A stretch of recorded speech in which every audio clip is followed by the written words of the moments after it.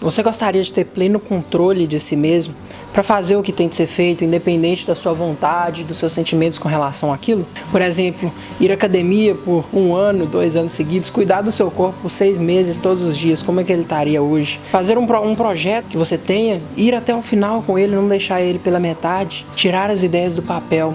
Tudo isso exige muita disciplina. É isso que a gente vai ver hoje. Se você acha isso interessante, peço a você que dê um like aí, se inscreva, que ajuda muito o trabalho. Esse é um conteúdo de qualidade que eu estou postando aqui. Então vamos lá para as dicas. A primeira coisa que a gente deve ficar atento sobre são as recompensas de primeira, segunda e terceira ordem. Davi, o que é isso? Bem, as recompensas de primeira ordem são aquelas recompensas bem rápidas que a gente tem, né? Quase instantâneas, como comer um chocolate, por exemplo, mexer no Facebook, no Instagram, assistir um filme, um vídeo no YouTube. Essas coisas que nos dão esses prazeres instantâneos são chamadas de recompensas de primeira ordem. As de segunda são aquelas de médio prazo, são aquelas que nós temos que plantar, regar e que vão amadurecendo durante o tempo. Como, por exemplo, se você quer conquistar um corpo mais saudável, se você quer emagrecer, provavelmente você vai ter que entrar numa academia ou começar a fazer algum tipo de exercício físico, e não vai ser do dia para a noite que você vai conquistar isso. Tem que ter um tempo de amadurecimento, tem que ter um tempo que você vai regando essa árvore para ela dar bons frutos, né? No caso, para que você possa ter um bom corpo, ou se você vai abrir uma empresa para que o negócio comece a dar resultado, né? Demora um pouco, tem muita maturação e tem muito resultado e tem muito trabalho envolvido. Já as recompensas de terceira ordem são aquelas a longuíssimo prazo. Por exemplo, eu abri um fundo de aposentadoria para mim, né, na qual todo mês eu vou tirar 10% do meu dinheiro e colocar lá. Recompensa de longuíssimo prazo. No final da vida, quando eu estiver aposentando, eu vou receber a recompensa disso, né? Mas ao mesmo tempo, se eu não fizer isso, talvez eu vou ter que trabalhar uns bons anos a mais para recuperar os frutos que eu aproveitei antes do tempo, né? Então, as recompensas de terceiro prazo não deixam de ser importantes, apesar de tudo. E qual que é o ponto aqui que a gente tem que levar em consideração quando o quesito é disciplina? Normalmente as recompensas de segundo prazo, que são as recompensas que realmente importam, né, que têm de ser maturadas ao longo do tempo, o processo para você conseguir elas, normalmente é bem difícil. E a gente tende a preferir as recompensas mais rápidas, as de primeiro prazo em detrimento das de segundas, né? Ou de terceiras, das que valem realmente a pena. Qual que é o ponto? Tendo esse conhecimento das recompensas, você já vai conseguir ter um autocontrole. Conheça a ti e ao teu inimigo e não tema o resultado das próximas 1000 batalhas. E essa tendência de preferir as recompensas a primeiro prazo em detrimento das de segunda, porque exatamente elas demoram mais, advém de uma outra coisa muito importante, que é a força de vontade. Não sei se vocês já viram a comparação por aí, mas a força de vontade muitas vezes é comparada com uma pilha. Ela pode começar em altíssimos níveis que te levam a promover a ação com todo aquele entusiasmo, toda aquela coisa inicial, bem coisa de início de ano mesmo, né? A gente programa as milhares de metas para o fim de ano, e ao decorrer do ano, que o ano vai passando, até dos primeiros meses, né? Vai chegando o carnaval, a gente esquece dessas metas, né? A disciplina vai embora e a empolgação vai embora, e a gente deixa elas para o próximo ano e vai arrastando e o tempo vai passando e a gente vai perdendo nosso tempo. Mas agora a pergunta central é: e quando a pilhazinha da motivação, da empolgação acaba? O que eu vou fazer? Você vai perceber que de fato você precisa de alocar muito mais energia para fazer aquilo. Então como é que eu resolvo isso? E a resposta é a partir da formação de hábitos. Você precisa transformar suas tarefas em hábitos que você possa utilizar no seu dia a dia.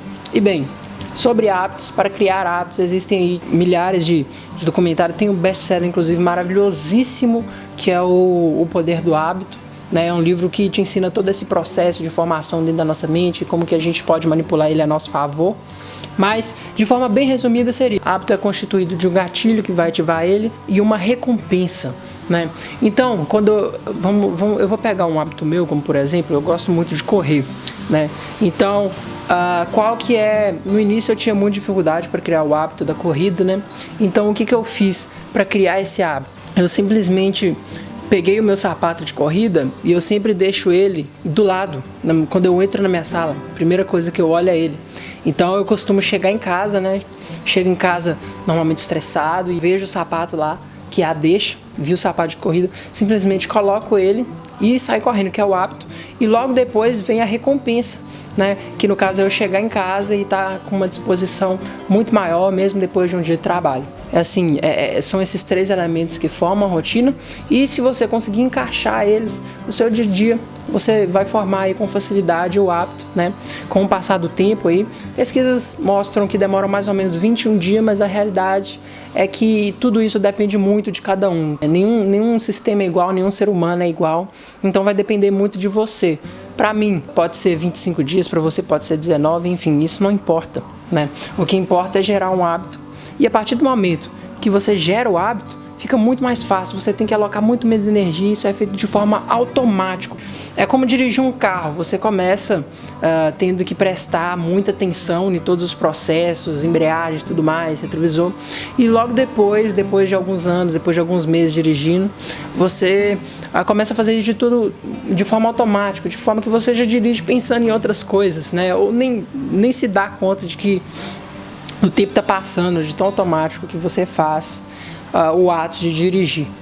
Sem falar que outra consequência muito grande é a questão de que um hábito pode desencadear uma série de outros hábitos que são muito benéficos, como por exemplo, o fato de eu correr me tornou um cara, é claro, mais saudável, porque antes eu era praticamente sedentário, né? Então, como consequência natural desse hábito que eu comecei desenvolvendo, eu comecei a me alimentar melhor, eu tinha mais disposição, né? Eu era até de certa forma mais feliz, porque eu era menos estressado e tudo mais. E tudo isso desencadeou uma série de coisas positivas, como você pode ver, que me trouxe muito mais resultados, as minhas ideias fluem melhor. Esse canal também surgiu de uma ideia enquanto eu estava numa corrida. Então, assim, às vezes um hábito que você cria, por menor que seja, pode desencadear uma série de outros hábitos super poderosos que podem aí transformar até a maneira que você vive. E a segunda coisa super interessante é você saber controlar os seus pensamentos, né? A gente sempre tem essa vozinha passando na nossa cabeça, os nossos pensamentos, nós mesmos no caso, né?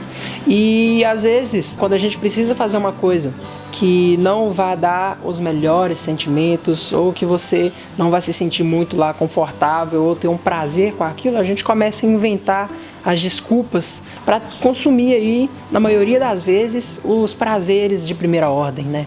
São tão gostosos e tudo mais, em vez dos de segunda, sob a qual a recompensa vai vir depois.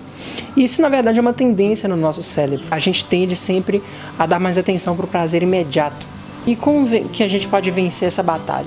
A primeira forma é simplesmente não batalhando, fugindo, né? Você simplesmente age, não pense, age, né? Ou conte até 5 e depois não pense em fazer, mas faça o que você tem de fazer. E a segunda forma que você pode fazer é o seguinte: enquanto você estiver fazendo, né, e essas desculpas vierem na sua cabeça, você pode imaginar simplesmente um dispositivo onde você pode abaixar e aumentar o volume das vozes interiores na sua cabeça.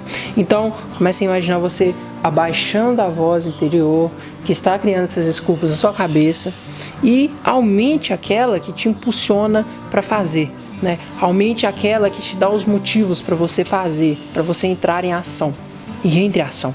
Se essa voz te incomodar de novo, simplesmente imagine abaixando ela de novo. Esse é um recurso da PNL, que é a programação neurolinguística, que é poderosíssimo. Eu particularmente uso muito no meu dia a dia.